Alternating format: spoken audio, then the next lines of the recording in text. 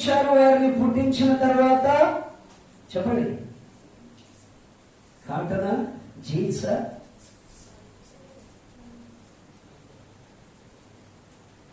ఖర్చు పట్టు చీరలా? మరి ఏం తొలగించాడు? ఆదాము వాళ్ళకి ఏ వస్త్రాలు ఇచ్చాడు? ఆయన మహిమను తొలగించాడు. ఆమేన్, హల్లెలూయా. ఆదాము వాళ్ళకి ఏ వస్త్రాలండి ఆయన ఇచ్చింది? ఆయన మీద ఉన్న మహిమను వారి మీదకి పంపినప్పుడు వారు మహిమ చేత నింపబడ్డారు. ఆ మహిమలో వారు ఎంత ఆనందముగా తండ్రితో కలిసి జీవించారు. ఆ మహిమతో నింపబడి ఆనందంగా సాయంత్రం పూట చల్లపూట తండ్రి వచ్చినప్పుడు ఆదాము అనగానే తండ్రి అని పరిగెడితే ఇద్దరు వెళ్ళి తండ్రిని వాటేసుకుని చుట్టుముట్టి ఆనందంగా కొంత సమయం గడిపేవారు, ముచ్చటించుకునేవారు. అలా గడుస్తూ గడుస్తూ గడుస్తూ ఉండగా వాడవలేని సాతాను సర్పరూపములో అప్పుడదంట పైన ఎగురుతూ తిరిగేదట సర్పం. తర్వాత తండ్రి క్షపించిన తర్వాత అది నేలను పాకుతున్నట్టు, నువ్వు ఇక నుంచి నేలను పాకుతావు, మొన్న తిని బ్రతుకుతావు. పురుషుడు మడిమను కాటేస్తే వాడిని తల చేత కొట్టి చంపుతాడు. ఇది దేవుడు ఇచ్చినటువంటి శాపం. హల్లెలూయా. ఎప్పుడైతే సర్పము మాట విని అవ్వ తినద్దన్న పండు, తండ్రి మాట వినకుండా సర్పం మాట వినింది. ఎవరి మాట వినింది? మీరు ఇచ్చినారా తండ్రి మాట? అవ్వమ్మ దేవుడు చెప్పిన మాటకి విలువకుండా సర్పం మాటకి విలువించింది. రమ్యమైందిగా, చూడటానికి ఎంతో ఆకర్షణగా కనబడుతుందట. ఈరోజు ఇక్కడ చాలా మంది ఆకర్షితులైపోతున్నారు. దేనికి? లోకానికి, డబ్బుకి. లోకానికి, డబ్బుకి, నేత్రాశికి, శరీరాశికి, జీవపుడంబానికి. దేవునికి స్తోత్రం చెప్పండి. హల్లెలూయా. మొదటి యోహాను 2:16 ఉంటది, నేత్రాశ, శరీరాశ, జీవపుడంబము తండ్రి వలన పుట్టినవి కావు, అవి లోకములోనివి. లోకములందంటే సైతానివన్నీ. నేత్రాశ, శరీరాశ, జీవపుడంబం. ఇంకోటి తెలుసా? ధనాపేక్ష అని మొదటి తిమోతి పత్రిక 6 రాశాడు అపొస్తలుడైన పౌలు. ధనాపేక్ష సకల విధములైన కీడులకు మూలము. దేవునికి స్తోత్రం చెప్పండి.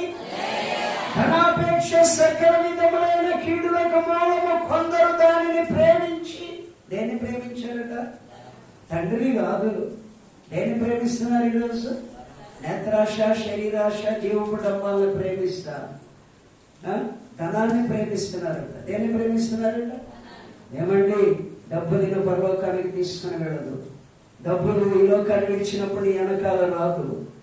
డబ్బు డబ్బు డబ్బు అంటూ జీవితాలు నాశనం చేసుకుని ఆత్మీయంగా పతనం అయిపోవద్దు. హల్లెలూయా.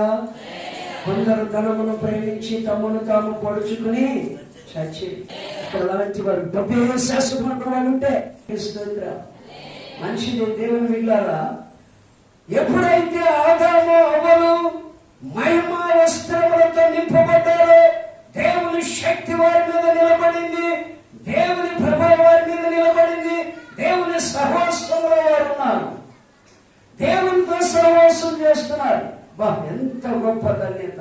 తండ్రి వారి కోసం వారి మధ్యకు వస్తున్నాడు, వారితో గంటల కొద్ది కూర్చుని మాట్లాడుతున్నాడు. అచ్చని ఏదైనా వనములో. దేవుని స్తోత్రం. హల్లెలూయా. నా ప్రియమైన దేవుని బిడ్డలారా, సర్పం ఎప్పుడైతే వచ్చిందో సర్పం వైపు చూసింది, సర్పం చెప్పిన వాటిని చెవులిచ్చింది, సర్పం చెప్పినట్టు లడికను కోసుకుంది, తీసుకుంది, తినింది, వెళ్ళింది, ఆ డైరీ గారికి తినిపించింది.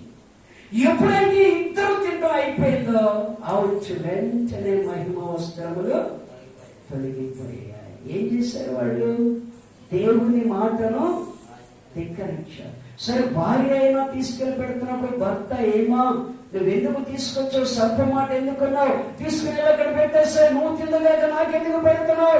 ఇదిగో మన తండ్రి సహవాసాన్ని కోల్పోతాం, తండ్రికి దూరం అయిపోతాం, తండ్రి మనకి ఏం చెప్పాడు అది తినద్దు అన్నాడు.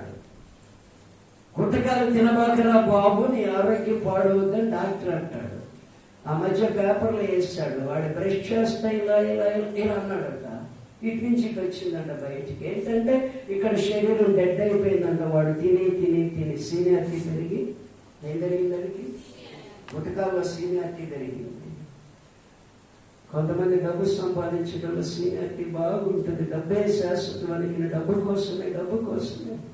అందుకే నేను రూపాయి బ్యాంకులు వేసుకోను. వచ్చిందంతా కుటుంబ పోషణ మొత్తం తీసుకెళ్ళి మందిరాలు కట్టబడాలి. హైటెక్ డ్రెస్సులు కూడా వేయను, ఖరీదైన డ్రెస్సులు కూడా వేయను. దేవునికి స్తోత్రం. నేను ఆనాడు తీర్మానం చేస్తా, స్థలానికి డబ్బు సమకూడి స్థలం కొని మందిర నిర్మాణం పూర్తయ్యేదాకా ఒక్క వస్త్రం కూడా కుట్టించుకోను డాడీ అని. మీ దగ్గర కాదు, మా తండ్రి దగ్గర. ఇప్పుడు అక్కడ 3వ మందిరం పెద్ద మందిరం కట్టబడితే దాని వాల్యూ రానున్న దినాల్లో ₹1,00,00,000 వెళ్ళిపోతుంది. దేవునికి స్తోత్రం. ఎప్పుడైతే ఆదాము కూడా తిన్నాడో దేవుని మహిమ వస్త్రము మహిమ తొలగిపోయిందంటే తండ్రి రానే వచ్చాడు. రోజు వచ్చినట్లు సాయంత్రము ఆదామా ఆదామా. తండ్రికి తెలియకేం కాదు, తండ్రికి తెలుసు వాళ్ళ వస్త్రాలు కోల్పోయారు, మహిమను కోల్పోయారండి.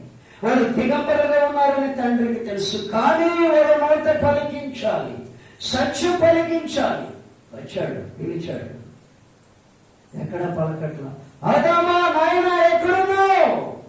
అయ్యా మేము దిగంబరులుగా ఉండి నీ ఎదుటికి రాలేక నాయన ఈ చెట్ల మధ్య దాక్కుందామయ్యా. ఏం చేస్తున్నారట? దాక్కున్నారట. దేవునికి స్తోత్రం చెప్పండి. దేవునికి స్తోత్రం చెప్పండి. నా ప్రియమైన దేవుని బిడ్డలారా, ఎప్పుడైతే దాక్కున్నారో తండ్రి ఆదామా ఆ చెట్టు పండు తిన్నారా నాయన? దేవునికి స్తోత్రం. ఈరోజు దేవుని బిడ్డలారా, బాప్తిసం పొందినప్పుడు దేవుడు నీకే రక్షణ వస్త్రం ధరింపజేశాడు తెలుసా? బాప్తిసం పొందిన ఒంటికి వస్తుంది కానీ నీకు ఒక వస్త్రము ధరింపజేస్తాడు. అదే రక్షణ వస్త్రము. అది ధరించుకున్న నీవు ఇప్పుడు నీ ఒంటి మీద రక్షణ వస్త్రం ఉందో లేదో ఒకసారి పరిశీలన చేసుకో. దేవుని మాటలు, దేవుని వాక్యానికి ఎంతమంది అయితే దుఃఖకరంగా జీవిస్తున్నారో వారందరి మీద నుంచి రక్షణ వస్త్రము తొలగిపోయిందో, లేక మలినమైపోయిందో, లేక చినిగిపోయిందో, సాతానుడు దోచుకున్నాడో ఎప్పుడైనా పరిశీలన చేస్తాడో? రక్షణ పొందిన నేను ఇది చేస్తే నా దేవునికి విరుద్ధం అన్నాడు. ఆదామవ్వలు చేయొద్దన్న పని చేసినందుకు, తినకన్న పండు తిన్నందుకు ఇదిగో మహిమను కోల్పోయి దిగంబరులు అయిపోయారు. అప్పటి వరకు దిగంబరులని వారికి తెలియదు. ఎప్పుడైతే దేవుని మాటను ధిక్కరించి సాతాను మాటకి లోబడి సాతాను మాట విన్నారో, విని సైతాను చెప్పినట్లు చేశారో, వెంటనే మహిమ వస్త్రము తొలగిపోయింది. దిగంబరులు అయిపోయినప్పుడు ఆకులు కుట్టుకుని ధరించి, అయ్యా అంజూరపాకులు తొడుక్కున్నామయ్యా, అయ్యా నీ ఎదురు రాలేకపోతున్నామయ్యా. ఈ భక్తి ఎందుకండి? ఈ భక్తి ఎందుకు? దయ్యాలు పట్టుకుంటానా? కానీ వాళ్ళని అవమానం చేయకూడదు. చేస్తున్నారు సేవకులు యూట్యూబ్లో భయంకరమైన స్థితిలో చూపించి మేము పెద్ద పెద్ద శక్తి మాకుంది అనుకుంటున్నారు. కానీ దేవుని చిత్తానికి అది విరుద్ధం. అవమానించకూడదు ఎవరిని. దేవునికి స్తోత్రం. వాక్యము చేత బలపరచు, నీకు ఇచ్చిన వరము చేత స్వస్థపరచు. ఆ దేహాలు పట్టి రకరకాలుగా బిడ్డలు బాధపడుతున్నప్పుడు దాన్ని షూట్ చేసి తీసుకెళ్ళి యూట్యూబ్లో పెట్టకూడదు. చాలా బాధాకరమైన విషయం అది. దేవునికి స్తోత్రం. హల్లెలూయా. ఈ దేవుడా ఈరోజు బాప్తిసం పొందిన నీ మీద రక్షణ వస్త్రమును దేవుడు ధరింపచేశాడు. నీ క్షేమం కోసం ఆ రక్షణ వస్త్రము ద్వారా పరలోకానికి క్షేమంగా వెళ్ళాలని. అయితే ఆ రక్షణ వస్త్రాన్ని నువ్వు సైతాను క్రియల వల్ల, చెడు వ్యసనముల వల్ల, నానా రకాలైనటువంటి చెడుతో నింపబడి నీవు రక్షణ వస్త్రమును పాడు చేస్తున్నావు. మలినము, డాగు, మచ్చ, ఖరాబు, అపవిత్రత అన్ని మలిన ఆ రక్షణ వస్త్రానికి పులిమి రక్షణ వస్త్రమును కోల్పోయిన స్థితిలో నువ్వు ఉన్నావు. నీకు తెలుసా సంగతి? హల్లెలూయా. వ్యభిచారం ద్వారా కొందరు, గుట్టకాలు సిగరెట్ల ద్వారా కొందరు, పొగాకు నగిలేదాని ద్వారా కొందరు, పేకాట కోడిపుంజు పందాల ద్వారా కొందరు, ఏమండి అమ్మా బూతులు సినిమాలు షికారుల ద్వారా కొందరు దేవుని నామానికి అవమానకరంగా ప్రవర్తించి సైతం అనుచరులుగా సైతం నడిపించినట్లు నడుస్తూ ఉన్నారు. లోకములో ఉన్న సుఖభోగాలతో నింపబడుతూ దేవుని కృపని కోల్పోతూ రక్షణ వస్త్రమును మలినము చేశారు. హల్లెలూయా, హల్లెలూయా. ప్రకటన గ్రంథంలో నుండి ఒక మాట చదవండి. 16 వాక్యం పెద్దగా చదవాలి. ప్రకటన గ్రంథం 16 చదవండి. ఇదిగో నేను దొంగ వలె వచ్చుచున్నాను. తాను దిగంబరుడిగా సంచరించుచున్నందున జనులు తమ దిశములను చూతురేమో అని మెలకువగా ఉండి తన వస్త్రము కాపాడుకున్నవాడు ధన్యుడు. దేవునికి స్తోత్రం చెప్పండి. హల్లెలూయా. నేను త్వరగా వస్తున్నాను. నీ రక్షణ వస్త్రమును దుష్టుడు దొంగిలించకుండా, నీ మీద నుంచి తీసివేయకుండా, ఆ వస్త్రము మలినమైపోకుండా నీకు ధరింపజేసిన రక్షణ వస్త్రమును ఎవరైతే కాపాడుకుంటారో వాడు ధన్యుడు. కాపాడుకొని వాడు సిగ్గులేని బ్రతుకుతున్నట్లు. భార్య అడుగుదయ్యా, కొడుకుంచి పందాలకి ఎల్లమ్మకాయలకి దండం పెడతానయ్యా అంటే, నువ్వు నాకు చెప్పాలి. రక్షణ పొందినోడు అనే మాట ఇది. అది జూదముతో సమానం. అయ్యా పేకాటికి వెళ్ళబాకయ్యా అని బ్రతిమాలుతున్నారు అనుకో, నువ్వు నాకు చెప్పో. దైవజనుడు వచ్చి, అమ్మా నీ జీవితాన్ని మార్చుకోమ్మా, ఈ శోధన తొలగిపోతుందమ్మా, ఈ శోధన అందుకే నీ మీద ఉందమ్మా, నీ రక్షణ వస్త్రమును మలినము చేసుకోవద్దమ్మా అని దైవజనుడు అంటే, నీకెవరు చెప్పారు అయ్యారు అసలు అని వాదించి తిరగబడేవాళ్ళు ఎక్కువయ్యారు. దేవుని బిడ్డలారా గుర్తుంచుకోండి, దేవుని యొక్క సన్నిధిలో దేవుని వాక్య ప్రకారంగా నడుస్తూ పరిశుద్ధముగా, నేను పరిశుద్ధుని కనుక మీరును సమస్త ప్రవర్తన మీరు పరిశుద్ధులై ఉండుడి. పరిశుద్ధత సమస్త విషయాల్లో పరిశుద్ధత ఉన్నవాడు రక్షణ వస్త్రం కాపాడబడుతుంది. హల్లెలూయా. వాళ్ళ రక్షణ వస్త్రం కాపాడబడుతుంది. పరిశుద్ధత లేకుండా నోటి మాట ద్వారా, చూపు ద్వారా, హృదయం ద్వారా, ఆలోచన ద్వారా, నడవడిక ద్వారా, చెడు వ్యసనాల ద్వారా. మీ ఊళ్ళో ఇది మీ ఊరేనండి బాబు, మీ ఊరనేది అయ్యా, మీ ఊరేది మీ ఊళ్ళో నేను ఆ మధ్య ఒక మాట విన్నాను. అమ్మాయి మీ ఊరేనండి. నువ్వు మరి నాకు చాలా చర్చిలు చాలా ఊర్లో ఉన్నాయంటే అన్నీ నా ఊర్లే. ఇది నా ఊరు అని నేను అక్కడికి వెళ్ళి తాళ్ళే ఉంటే మొత్తం కూడా మీదన్నారు అయ్యారు. అది ఏడకొచ్చి ఇదేంటి అంటాను. అందుకోసం చర్చిలో ఉన్న ఏరియాలన్నీ నా ఊర్లే, కాకపోతే ప్రస్తుతానికి ఇది మీ ఊరు.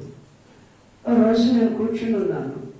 అయితే బొల్లారం మన దగ్గర ఇంత కంటిన్యూగా కష్టంగా హెచ్చరించి కడిగి ఉపవాస ప్రార్థనలు పెట్టి ఇస్తున్నారు కదా, నేను ప్రార్థన చేసి అది చూడలేదు. చేయచ్చా?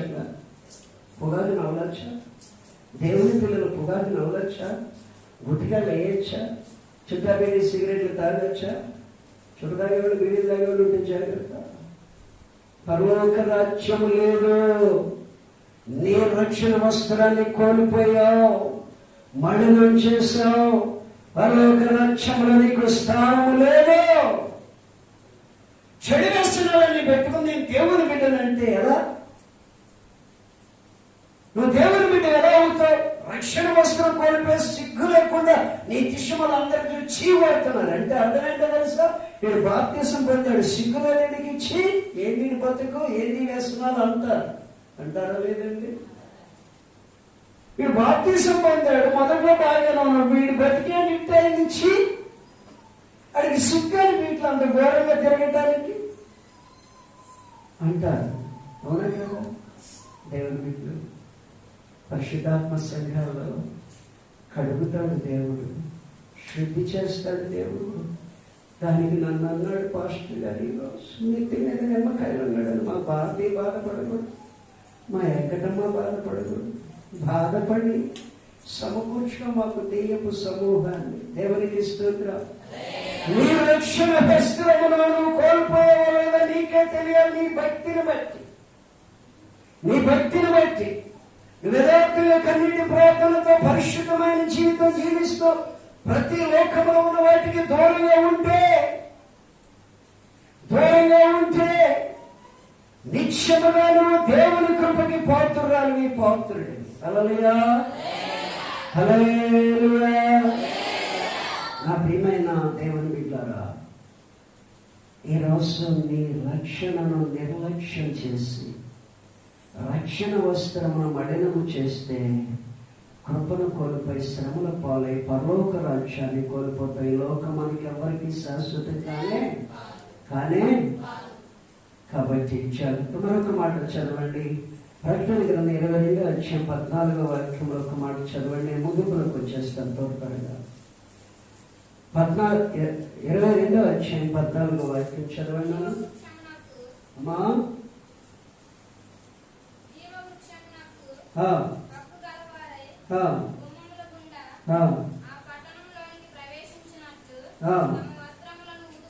తమ వస్త్రములను ఉదుకుకొని వారు ధన్యులు. వారు డైరెక్ట్ గా పరలోక రాజ్యములకు వెళతారు, ఏ ఆటంకం లేకుండా. ఉతుక్కోవడం అంటే మడినవైతేనే ఉతుకుతాం కదా. తెల్లశక్తి బాగుందనుకో మామూలుగా ఉతికేస్తాం. కొంచెం ఎక్కడైనా మచ్చలుని అనుకో ఇక రుద్దుతాం, దాని మీద స్పెషల్గా సబ్బు పెట్టి ఉతికిన తర్వాత మళ్ళీ చూసి మళ్ళీ కొంచెం ఉందనుకో దాని మీద మళ్ళీ కొంచెం సర్దేస్తాం. పూర్వ దినాల్లో ఏదో ఒక పొడి ఉండేది, ఇప్పుడు రావట్లేదు. అది తినకపోలే ఏదనేవాళ్ళు. నేను చిన్నప్పుడు మాట అది తెప్పించి మమ్మీ ఏం చేస్తుందంటే మరొకరు ఉంటే మా నాన్న ఎప్పుడు వైట్ డ్రెస్తో ఉంటాడు. ఆయన పెద్ద ఆఫీసర్ కాబట్టి ఆయన లెవెల్కి తగినట్టు డ్రెస్ మెయింటైన్ చేసేవాడు. ఎప్పుడు వైట్ డ్రెస్తోనే ఉంటాడు. ఆయన బట్టల మీద ఎక్కడ మరకంచినా ఆ చిన్న పాలిస్ బాగా రుద్దేది మా అమ్మ. రుద్దితే పోయేది. తర్వాత ఈరోజు దేవుని పిల్లలు వస్త్రములు మడినమైతే ఉతుక్కోమంటున్నాడు. ఒకటి కాపాడుకోవాలని దాన్ని చెప్పాడు. అసలు మడినమవ్వకుండా కాపాడుకునేవారు ధన్యులు అన్నాడు. మురికి అంటకుండా, పాపం అంటకుండా, అవిధేయతలు అంటకుండా కాపాడుకున్నవారు ధన్యులు అన్నారు. దేవుని బిడ్డలారా, ఇప్పుడు ఏమంటున్నాడంటే ఒకవేళ కాపాడుకోలేక కోల్పోయి ఉన్నారేమో ఇప్పుడు లోకాచారాలు, అన్యాచారాలు, సెంటిమెంట్లు, పాపము, శాపము, మలినము, లోకంలో ఉన్న దుర్భాషలు, నానా విధములైన పాపాల్లో మునిగిపోయావేమో. పేకాట జీవితాల్లో పడి ఉతుక్కోమంటున్నాడు. రెండవ మాట ముందు కాపాడుకోమన్నాడు. ఒకవేళ కాపాడుకోలేకపోయావేమో ఇప్పుడు ఉతుక్కో అంటున్నాడు. హల్లెలూయా. ఉతుక్కున్నవారు ఉతుక్కోవటం అంటే ఎట్లా పాస్టర్ గారు? అది నాకు దొరకదు కదా, నేను సప్పేసి బండకేసి కొట్టడానికి అని నువ్వు అనుకోవచ్చు. అది నీకు దొరికేది కాదు. కానీ నీ రక్షణ వస్త్రమును కోల్పోయి మలినమై ఉంటే ఎలా ఉతుక్కోవాలో బైబిల్లో దావీదు చక్కగా చెప్పాడు. 51వ కీర్తన పశ్చాత్తాపముతో కూడుకుని నీ పాపం మీద నీకు తెలుసు. ఎక్కడ నీ వస్త్రములు మలినమైపోయినా నీకు తెలుసు. ఎక్కడ నువ్వు మలినమయ్యావో, ఎక్కడ పాపము చేత దేవుడిచ్చిన రక్షణను నిర్లక్ష్యం చేసి మలినము చేసావో నీకు తెలుసు. దేవుడి బిడ్డ దావీదు జీవితంలో ఒకే ఒక్కసారి పాపం చేస్తాడు.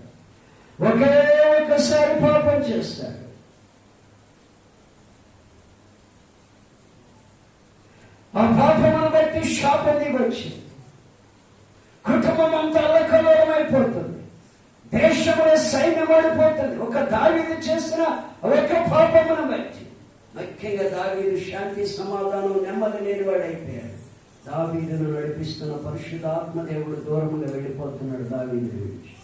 అంతా చూస్తున్న సమయంలో ఏంటి అనుకున్న టైంలో దేవుని సేవకుల్లో నుంచి దేవుడు నాతాను ప్రవక్తని సేవకుని పంపించి, దుష్టుడా నువ్వు చేసింది ఏంటి? నీ దేవునికి విరుద్ధంగా నువ్వు ప్రవర్తించింది ఏంటి? దుష్టుడా నువ్వెందుకు పనిచేసావు, అందుకే శాపం దిగిందని గర్తిస్తున్నప్పుడు వెంటనే దిగి ఉపవాసం ఉండి కన్నీరు కారుస్తూ అందరూ మొదలు పెట్టాడు. తిరగబడలేదు నా సేవకుడి మీద, మీలా తిరగబడలేదు కానీ, మీలా సొనగలా గొడవలేదు కానీ కన్నీరు కారుస్తున్నాడు. చూడండి ఎలా కన్నీరు కారుస్తున్నాడు. 51వ కీర్తన తీయండమ్మా. దేవా నీ కృప చొప్పున నన్ను కరుణింపము, నా అతిక్రమములు తుడిచివేయము, నా దోషము పోవునట్లు నన్ను బాగుగా కడుగుము. వస్త్రాలు ఆయన దోషాలను బట్టి మలినమైపోయింది. నా పాపము పోవునట్లు నన్ను హిస్సోపుతో కడుగుము. నా అతిక్రమములు నాకు తెలిసే ఉంది, నా పాపము ఎల్లప్పుడు నా ఎదుట ఉంది. మీరు ఒప్పుకుంటారా? పొరపాటున ఒప్పుకోరు మీరు. నేను పాపినా? నాలో ఏ పాపం చేశాడు పాస్టర్ గారు అని తిరగబడతావు నువ్వు, నాకు తెలుసు దేవుని మీద. హల్లెలూయా. కానీ నా పాపములు నా ఎదుట ఉన్నాయి ప్రభు, ఎప్పుడు కనపడుతున్నాయి. నా అతిక్రమములు నా ఎదుట ఉన్నాయి, నా దోషాలు నా ఎదుట ఉన్నాయి. అయ్యా నా దోషం పోయినట్లు నన్ను బాగుగా కడగండి, హిమము కంటే తెల్లగా కడగండి, హిస్సోపుతో కంటే ఎక్కువ కడగండి. హిస్సోపుతో కడగండి, కడగండి, కడగండి, కడగండి. అయ్యో నీ పరిశుద్ధాత్మ నా నుంచి దూరం చేయొద్దు. వెళ్ళిపోతున్నారు పరిశుద్ధాత్ముడు. పాపం ఉన్న దగ్గర ఆయన ఉన్నాడు. జాగ్రత్త, నీతో పరిశుద్ధాత్మ దేవుడు లేడు. హల్లెలూయా. నీ ఇంటిలో నీ పిల్లలతో పరిశుద్ధాత్మ దేవుడు లేడు. హల్లెలూయా. ఎప్పుడైనా పరిశీలన చేసుకున్నావా దేవుని బిడ్డ? ఎందుకో తెలుసా? మీ పాపములు, మీ అన్యాచారాలు, మీ అతిక్రమములు, మీ దోషములు, మీ సెంటిమెంట్లు, ఇదిగో మీ యొక్క నేత్రాశ, శరీరాశ, జీవముడమ్మము, ధనాపేక్ష మీ మనోనేత్రాలు మూసేస్తుంది. పూర్తి పాప మలినముతో నింపబడ్డారు. ఎప్పుడైనా కడుక్కున్నావా? ఎప్పుడైనా దేవుడిని అడిగావా? ధనాపేక్ష మనసు తీసేయని దేవుడు ఇస్తాడు నీకు, తను తిను కొని దాచుకో. దేవుణ్ణి మాత్రం దాచుకోబాకు, దేవుణ్ణి మాత్రం ఉపయోగించుకోబాకు. నీకు దేవుడు ఇచ్చిన దానిలో 10వ వంతు దేవుడిని తీసి మిగిలిన దాచుకో. స్టాకు పడతా ఉంటుంది. నాడు నాకు ఇచ్చిన శోధించడగండి, పట్టచాలన ఆశీర్వాదాన్ని నీ మీదకి పంపిస్తాను అన్నాడు. ఆయన దానికి ఇచ్చేసి శోధించడికి ఆశీర్వాదాలు వస్తాయట. పట్టచాలన ఆశీర్వాదాలు. ధనాపేక్ష సకల విధములైన కీడులకు మూలము. పాపము వలన వచ్చే జీతము మరణము. కాబట్టి దేవుని పిల్లలు గ్రహించుకొని, ఎక్కడ నీ రక్షణ వస్తాయని కోల్పోయావు. దావీదు అడుక్కుంటున్నాడు, కడుక్కుంటున్నాడు, ఉతుక్కుంటున్నాడు. అయ్యా నన్ను కడగండి, హిమము కంటే తెల్లగా కడగండి, హిస్సోపుతో కడగండి, నన్ను కడగండి అయ్యా, నా పాపములు నాకు తెలిసాయని ఒప్పుకుంటున్నాడు. ఒప్పుకోవాలి క్రైస్తవ, ఒప్పుకున్న వారు క్రైస్తవ స్వభావం కలిగిన వారు. ఒప్పుకోవాలి, విడిచిపెట్టాలి. ఒప్పుకోవాలి. మా దగ్గర ఉంటాడు ఒకడు, తిమోతి గారు తెలుసు. ఇది ఒక్కటేనండి నాకు అలవాటు. తగ్గుపల్లి అర్థమైందా? నేను ఒప్పుకున్నాను అమ్మగారు మీ దగ్గర. మొన్న ఒక 10 రోజుల క్రితం, 15 రోజులు, చదవమే నీకు సిగ్గులేదు మళ్ళీ అని అంటున్న అమ్మగారు. రాత్రి పూట 10 గంటలు. ఎవరమ్మా? ఇంకెవరు? ఈ భ్రష్టుడే. ఒప్పుకుంటాడు కానీ విడిచిపెట్టమంటే విడిచిపెట్టేట భ్రష్టుడు. భ్రష్టుడా జాగ్రత్త, నీకు ఇది లాస్ట్ వార్నింగ్ దేవుడు ఇచ్చాడు అంటున్న అమ్మగారు ర్యాష్గా. వదిలేమా, మనకి ఎందుకంటున్నాను నేను. నాకు ఇది ఒక్కటే ఉన్న అమ్మగారు అంటున్నాడు కానీ విడిచిపెట్టలే బాబండి, విడిచిపెట్టట్లా. కొంతమంది అంటారు ఇది ఒక్కటే వదులుకోలేకపోతున్నా. నా కోసం ప్రార్థన చేయండి. నువ్వు వదులుకోనంతకాలం సేవకుడు ఎంత ప్రార్థన చేసిన ప్రయోజనమో లేదు. ఒప్పుకుని విడిచిపెట్టాను ఉంది అక్కడ. ఒప్పుకుని విడిచిపెట్టు. 32వ కీర్తన చదవండి. ఒక మాట చూద్దాం. 32వ కీర్తన. తన అతిక్రమములకు పరిహారము నొందినవాడు, తన పాపములకు ప్రాయశ్చిత్తము నొందినవాడు ధన్యుడు. దాంట్లోనే కింద ఎక్కడో రిఫరెన్స్ గుర్తులేదు, ఇంకో మాట ఉంటాను. తన పాపములను ఒప్పుకొని విడిచిపెట్టేవాడు కనికరము పొందుకొనును అని ఉంటుంది అక్కడ. దేవునికి ఇస్తుంది చెప్పండి. తన పాపములను ఒప్పుకొని విడిచిపెట్టు. ఒప్పుకో ఎన్ని సంవత్సరాలు దేవుని నామానికి అవమానంగా జీవిస్తావు. అందుకని కొంచెం మీద శాపం ఉంది అంటుంది. వదిలేయమ్మా, దేవుడికి స్తోత్రం. ఒప్పుగా ఏం చేయాలంట? విడిచిపెట్టాలి. దావీదు అదే ఒకే ఒక్కసారి ఒప్పుకున్నాడు, విడిచిపెట్టాడు, బహుగా కృపకి పాత్రుడైపోయాడు. దేవునికి ఇష్టమని చెప్పండి. ఈరోజు మీరు కూడా ఒప్పుకొని విడిచిపెట్టండి. కోల్పోయిన రక్షణ వస్త్రములను మరలా దేవుడు ధరింపచేస్తాడు. ప్రశస్త వస్త్రాలు ధరింపచేస్తాడు. ఆ వస్త్రమే ఈ లోకములో నేను కాపాడేది, క్షేమాన్ని ఇచ్చేది. ఆ వస్త్రమే నేను మహిమలోకి తీసుకునేది. నాకు చదవాలి కదా, ఆ వస్త్రము ధరించిన వారు ధైర్యంగా గుమ్మముల గుండా పరలోక రాజ్యములు ప్రవేశిస్తారు. జీవవృక్షములకు హక్కుదారులు అవుతారట. యుగ యుగములు జీవించే హక్కు ఆ రాజ్యములో మీకు ఉంటుందట. ఆ వస్త్రములను కోల్పోవద్దు. దేవుడికి మాయలోకములో మాయలు, మోసాలు, దగాలు మనం పడగొట్టేదానికి చూస్తే ఆకర్షితులైపోతా ఉన్నారు ఈనాడు క్రైస్తవులు. ఆ ఆకర్షణను మనం విసర్జించినప్పుడు నిత్యముగా ఆ తండ్రి కృపకి మనం పాత్రలు అవుతాం. దేవుడు దీవించునుగాక. నీ రక్షణ వస్త్రం ఎలా ఉందో పరిశీలన చేసుకో. ఒక్క క్షణమే, టైం లేదు, 11:20 అయిపోతుంది. 5 నిమిషాల్లో బ్రదర్ చిన్న ప్రార్థన చేసి ముగిస్తారు. చరణం తల్లి పాడి వెంటనే కాకులు పట్టి వాళ్ళు